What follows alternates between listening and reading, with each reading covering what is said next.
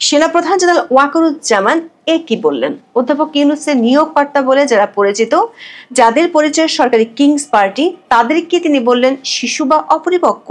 যাদের কথা ছাড়া যমুনার দপ্তরের গাছের পাতাও নড়ে না, যাদের কথায় সরকারের উপদেষ্টারা ওঠে আর বসে, তাদেরকে বললেন নাবালক।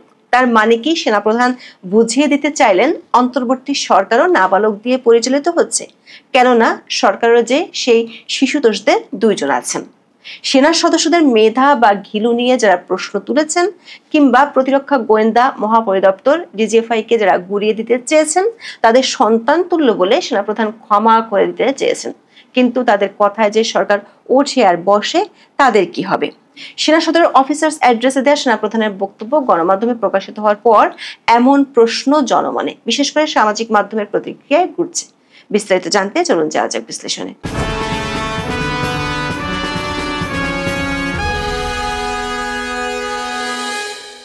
গত বছর 5ই আগস্ট ক্ষমতার পালাবদলের পর থেকে সেনাবাহিনীকে অদৃশ্য শত্রু বানিয়ে নিয়মিত বিরতিতে তাদের বিরুদ্ধে লড়াই করছেন এনসিপির নেতারা। তাদের পেছনে দীর্ঘদিন ডক্টর মোহাম্মদ ইউনূস সরকারের মদদের বিষয়টিও ছিল স্পষ্ট। সরকারের থেকেও উপদেষ্টা মাহফুজ আলম এবং আসিফ মাহমুদকে সরাসরি সেনাবাহিনীর বিরুদ্ধে কথা বলতে দেখা গেছে। উপদেষ্টা আসিফ এমনও বলেছিলেন, সেনাপ্রধান বুকে পাথর চাপা দিয়ে প্রধান উপদেষ্টা হিসেবে ডক্টর মোহাম্মদ ইউনূসকে মেনে নিয়েছেন। সরকারি থেকেও এ ধরনের লাগাম ছাড়া কথা বলে গত 1 বছরে সেনাবাহিনীকে অনেকটা প্রতিপক্ষে পরিণত করার চেষ্টা দেখা গেছে। তাদের সঙ্গে যোগ দিয়ে পালে হাওয়া দিচ্ছেন কিংস পার্টি নেতারা। তবে গত 1 বছরে সংযত ভঙ্গিতে পরিস্থিতির মোকাবেলা করতে দেখা গেছে সেনাবাহিনীকে। বিভিন্ন সময় উস্কানির পাল্টা প্রতিক্রিয়া দেখা যায়নি। এ নিয়ে প্রচুর সমালোচনার মুখে পড়তে দেখা গেছে সেনাবাহিনীকে। সারা দেশে কিংস পার্টি সহ সরকারের মিত্রদের মবের তাণ্ডব ঠেকাতে সেনাবাহিনীর ভূমিকা নিয়েও তৈরি হয় প্রশ্ন। তবে একবার মনে হয়েছিল মাত্রা ছাড়িয়ে যাওয়ার পর সেনাপ্রধান জেনারেল ওয়াকারুজ্জামান কড়া বক্তব্য দিয়েছিলেন। জাতীয় শহীদ সেনা দিবস উপলক্ষে গত 25শে ফেব্রুয়ারি এক অনুষ্ঠানে তিনি মবের বিরুদ্ধে কঠোর হুঁশিয়ারি উচ্চারণ করেন। সবাইকে সতর্ক করে বলেন, যদি এ ধরনের আচরণ অব্যাহত থাকে তাহলে দেশের স্বাধীনতা এবং সার্বভৌমত্ব হুমকির মুখে পড়তে পারে। আমি সতর্ক করে দিচ্ছি, পরে যদি বলা হয় যে আমি সতর্ক করিনি, তখন সেটা সহ্য করা হবে না। সেনাবাহিনীর উপর আক্রমণ না করার আহ্বান জানিয়েছিলেন তিনি। বলেছিলেন, সেনাবাহিনী এবং সেনাপ্রধানের প্রতি বিদ্বেষ কারো কারো কি কারণে জানি না। 7 মাসে অনেক হয়েছে, এনাফ ইজ এনাফ। তবে সেনাপ্রধানের এই হুঁশিয়ারি সরকারের মিত্ররা গায়ে মাখেনি। নিজেদের মতো করে চালাতে থাকেন অরাজকতা। উল্টো এনসিপি নেতা হাসনাত আব্দুল্লাহ স্ট্যাটাস দিয়ে সেনাপ্রধান এবং সেনাবাহিনীকে প্রশ্নবিদ্ধ করেন, বানাতে চেয়েছিলেন জাতীয় ভিলেনও। আবার সরকারি কিংস পার্টি নেতাদের সীমাহীন স্বেচ্ছাচারে বাংলাদেশ এরই মধ্যে পরিচিত হয়ে উঠেছে মবের রাজ্য হিসেবে। জুলাই আন্দোলনের মূল নেতৃত্বেও বিপুল সম্ভাবনার কথা শোনালেও 1 বছরের মধ্যে তাদের প্রতি জনসমর্থন এখন একদম তলানিতে। যাদের ঘিরে সারা দেশে গণজোয়ার বয়ে যাওয়ার কথা ছিল, তারা গত জুলাইয়ে সারা দেশে পদযাত্রা করেছে সেনা পাহারায়। তারপরেও গোপালগঞ্জে পড়তে হয়েছে তীব্র প্রতিবাদের মুখে। শেষ পর্যন্ত গুলিতে প্রাণ হারান গোপালগঞ্জের সাধারণ 5 জন মানুষ। অবস্থা বেগতিক দেখে সেনা এপিসিতে করে সুরসুর করে শহর ছাড়তে বাধ্য হন কিংস পার্টির শীর্ষ নেতারা। সেই নেতারাই যারা সেনাবাহিনীকে জাতীয় ভিলেন বানাতে চেয়েছিলেন, তারাই। দর্শক, গোপালগঞ্জ থেকে এপিসিতে লজ্জাজনক উদ্ধারের পর কক্সবাজার, চট্টগ্রামের মতো বিভিন্ন জায়গায় সেনাবাহিনীর কড়া পাহারায় পদযাত্রা করে এনসিপি। এ নিয়ে সোশ্যাল মিডিয়ায় ব্যাপক সমালোচনা চললেও দলটির শীর্ষ নেতারা ছিলেন নিরুত্তাপ। তবে তাদের সুর বদলে যেতে খুব বেশি সময় লাগেনি। বিশেষ করে জুলাই ঘোষণাপত্র পাঠের দিন এনসিপির শীর্ষ 5 নেতার কক্সবাজার ভ্রমণে যাওয়ার তথ্য ফাঁস এবং গুলশানের চাঁদাবাজির ঘটনায় উপদেষ্টা আসিফ মাহমুদের সংশ্লিষ্টতার অভিযোগ প্রকাশ পাওয়ায় নতুন করে তেড়ে বেগুনে জ্বলে ওঠেন কিংস পার্টির নেতারা। এর পেছনে সেনাবাহিনীর ভূমিকাকে দায়ী মনে করছেন তারা। সাগর পাড় থেকে ফেরার ঠিক 1 সপ্তাহের মাথায় প্রকাশ ঘটে ক্ষোভের। রাজধানীতে 12ই আগস্ট এনসিপির যুব উইং জাতীয় যুব শক্তি সম্মেলনে একাধিক নেতার কণ্ঠে ছিল তীব্র বিষোদগার। অনুষ্ঠানে ডিজিএফআই-কে পুনর্গঠনের দাবি তোলেন এনসিপির মুখ্য সংগঠক হাসনাত আব্দুল্লাহ। মাত্র 1 মাস আগে সেনা এপিসিতে চড়ে হাসনাতের গোপালগঞ্জ ছাড়ার দৃশ্য ফেসবুকে ভাইরাল হয়েছিল, অথচ 12ই আগস্ট তিনি হুঙ্কার ছাড়েন প্রতিরক্ষা গোয়েন্দা সংস্থার বিরুদ্ধে। বলেন, ডিজিএফআই নামে যে সংগঠনটি রয়েছে সেটির বিরুদ্ধে যথাযথ ব্যবস্থা নিতে হবে। বাংলাদেশের বিরুদ্ধে ষড়যন্ত্র রুখতে ডিজিএফআই এর কোনো কার্যকর পদক্ষেপ নেই বলেও অভিযোগ করেন সেনাবাহিনীর কৃপাধন্য হাসনাত। বলেন প্রয়োজনে প্রতিষ্ঠানটাকে ব্যান করে দিতে হবে। এর 4 দিন পর আরেক বোমা ফাটান এনসিপির আরেক আলোচিত নেতা নাসিরউদ্দিন পাটোয়ারি। তার দাবি বাংলাদেশের সেনাবাহিনী সংবিধান বা রাষ্ট্রের কিছুই বোঝে না, তাদের ঘিলু আছে কিনা এমন সন্দেহ প্রকাশ করেন পাটোয়ারি। বলেন তারা মেধাহীনতার কারণে অস্ত্র চালাতেও পারে না।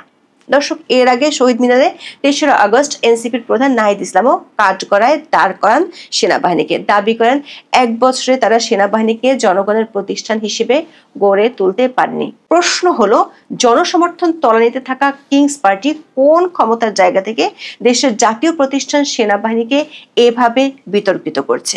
যারা নিজেরাই দিনের পর দিন সেনা পাহারায় দেশে ঘুরছে, তাদের মুখে নতুন করে কেন এমন বৈরী সুর? অথচ আগস্টে এসে সেনাবাহিনীর প্রতি বিরূপ এনসিপি আগের মাসেও ছিল বেশ কৃতজ্ঞ। এমনকি দলটির অন্যতম প্রভাবশালী নেতা সার্জিস আলমকে ফেসবুকে পোস্ট দিয়ে সেনাপ্রধানের গুণগান গাইতেও দেখা গেছে। প্রশ্ন হলো, এর কয়েকদিনের মধ্যে কি এমন ঘটলো যে কারণে এনসিপির চক্ষুশূল হয়ে উঠল সেনাবাহিনী? নিজেদের নেতাদের বিতর্কিত কর্মকাণ্ড এবং অপরাধের তথ্য ফাঁস হওয়ার দায় কেন তারা চাপাতে চাইছে সেনাবাহিনীর উপর?